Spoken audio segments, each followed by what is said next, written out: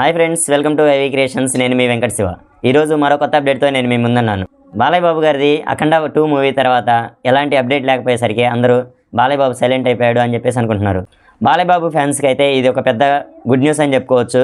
ఒక మంచి అప్డేట్తో మీ ముందున్నాను. NBK 111 movie వచ్చేసి ఆల్రెడీ టైటిల్ అనౌన్స్మెంట్ కోసం వెయిట్ చేశారు. షూటింగ్ అయితే ఈ రోజే మొదలుపెట్టారని చెప్పేసి సోషల్ మీడియాలో వైరల్గా మారింది.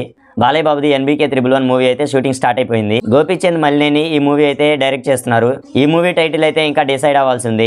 ఎన్బీకే 111 అయితే గోపీచంద్ మల్లేని డైరెక్ట్ చేస్తున్నారు. ఈ మూవీని షూటింగ్లో మళ్ళీ రీబ్యాక్ ఇచ్చినట్టుగా బాలయ్య బాబు అయితే మంచి హల్చల్ అయితే చేస్తున్నాడు. మంచి జోషిగా స్టెప్లు అయితే వేస్తున్నారు బాలయ్య బాబు గారు. గోపీచంద్ అయితే ఈ మూవీని చాలా గట్టిగానే ప్లాన్ చేస్తున్నట్టుగా తెలుస్తుంది. బాలయ్య బాబు కెరీర్కి ఈ మూవీ హై బడ్జెట్ మూవీగా నిలవనున్నట్టుగా గోపీచంద్ చెప్తున్నాడు.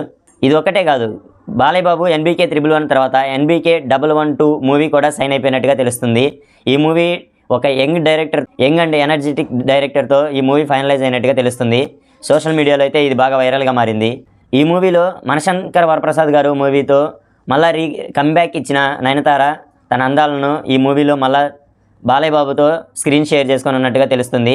ఇది సోషల్ మీడియాలో అయితే బాగా వైరల్గా మారింది. ఈ మూవీకి ఎస్ఎస్ తమన్ మ్యూజిక్ అందించబోతున్నారు. ఎస్ఎస్ తమన్ అంటే బాలయ్య బాబుకి ఇంకా వేరే లెవెల్లో ఉండబోతుంది ఈ సినిమా అయితే అనుకోవచ్చు.